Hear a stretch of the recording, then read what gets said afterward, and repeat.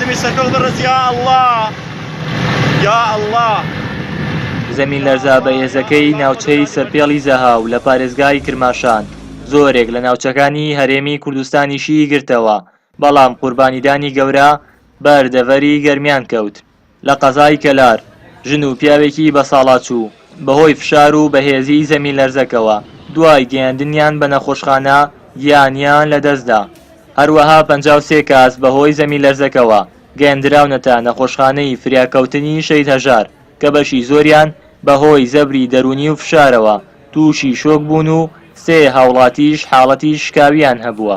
53 هاوڵاتی داغڵی نەخۆشخانە کراون کە ئەما زۆربەی زۆریان بەهۆی زەبری دەرونی و فشاری دەرونیەوە بووە. خۆتان زانن گوڕی بوومە لەرزەکە لە گەرمیان و بە تایبەتیش لە شاری کەلار بەهێز بووە، چونکە ئەمە چەقی نزیکین لە چەقەکەوە. لەو 53 سێ هاوڵاتیان دوو پیاوێک و کوڕێک و ژنێک ئەمانە شکاویان لە باڵەکانی سەرە و لە قاچیانە هەیە.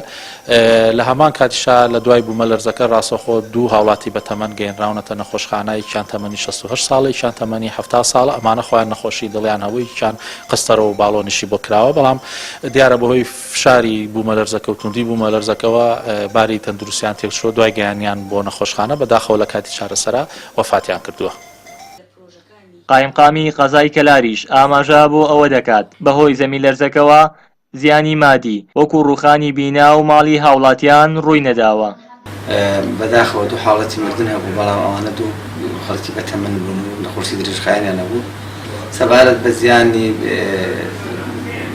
مادی و ماڵ و ئەوان ڕوخانوشت ئەوە شارەوانی و ئەتوای کەلار ئاگاداری کردنەوە تا ئێستاش حاڵەتێکی ئەوتۆنە بۆ شایانی باسکرد. بەپێی سەرچاوە پەیوەندیدارەکان لە ماوەی 1 ساڵی ڕابردوودا دەیان زەمین لەرزە لە ناوچەکە ڕوویان داوە کە چەخی زەمین لەرزەکان دەکەوێتە سێگۆشەی سەرپێڵی زەها و قەسری شیرین خانەخین کە ئەو سنوورەش تەنیا 40 بۆ 50 کیلۆمەتر لە کەلاری ناوەندی ئیدارەی گەرمیانەوە دوورە.